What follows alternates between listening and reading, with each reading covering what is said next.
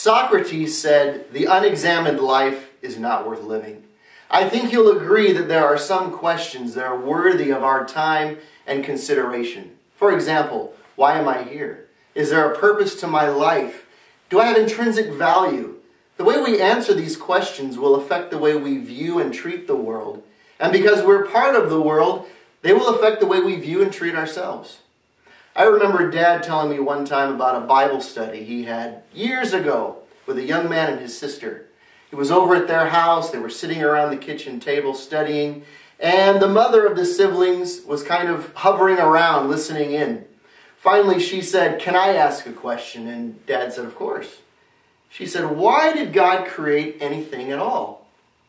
Well, what a great question.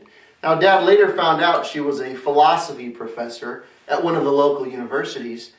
But why did God create anything at all? And does the Bible answer this question?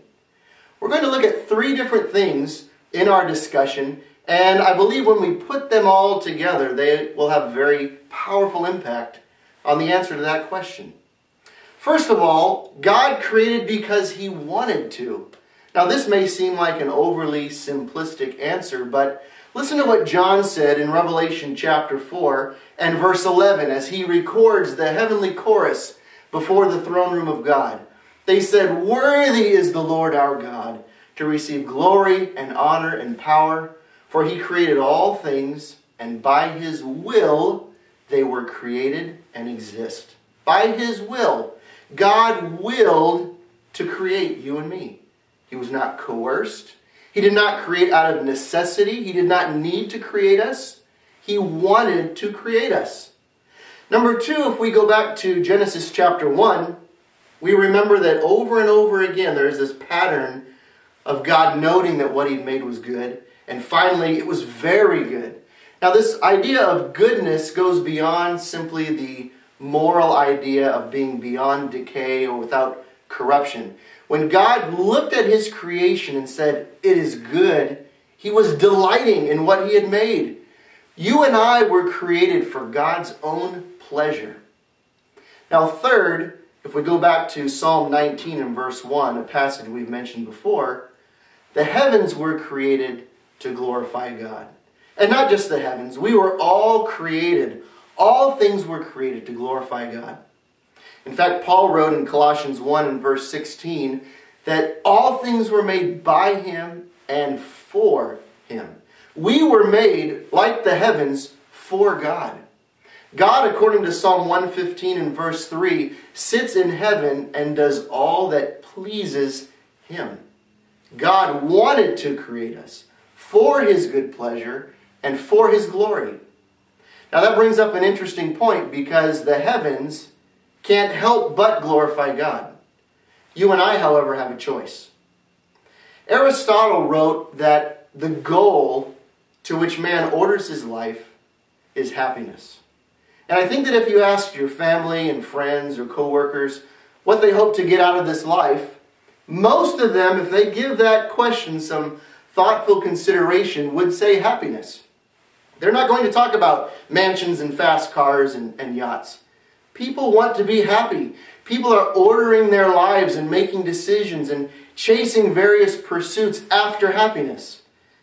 But you don't have to look very far to see that many of those roads are dead ends. People are not happy.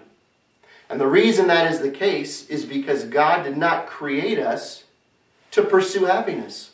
We were created to pursue God, to pursue God's own pleasure, to glorify God. Now, the wonderful thing about that is that happiness is a byproduct of glorifying God.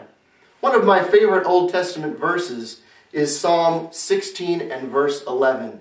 In the presence of God, he says, is the fullness of joy, and at His right hand are pleasures forevermore. We get into a big problem when we try to take secondary things and make them primary things. I hear a lot of people talk about inviting God into their life, but they've got it backwards. God has invited us into His life to enjoy Him, to participate in His life, and as we glorify Him, happiness and the biblical word joy becomes ours. C.S. Lewis said that if you take second things and make them first things, you lose them both. You've got to have them in the right order.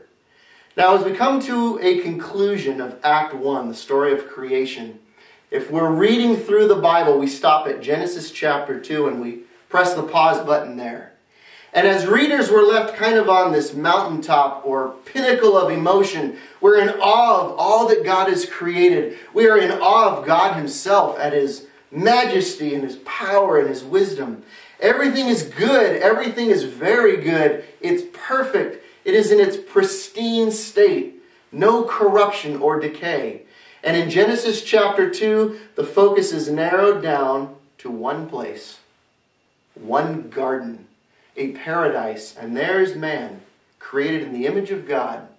Adam, the first man, and Eve, the mother of all living. The heavens are screaming out God's glory. And we as readers look in eager anticipation of what man will do. We'll pick up here next time as we begin Act 2 of the story of the Bible.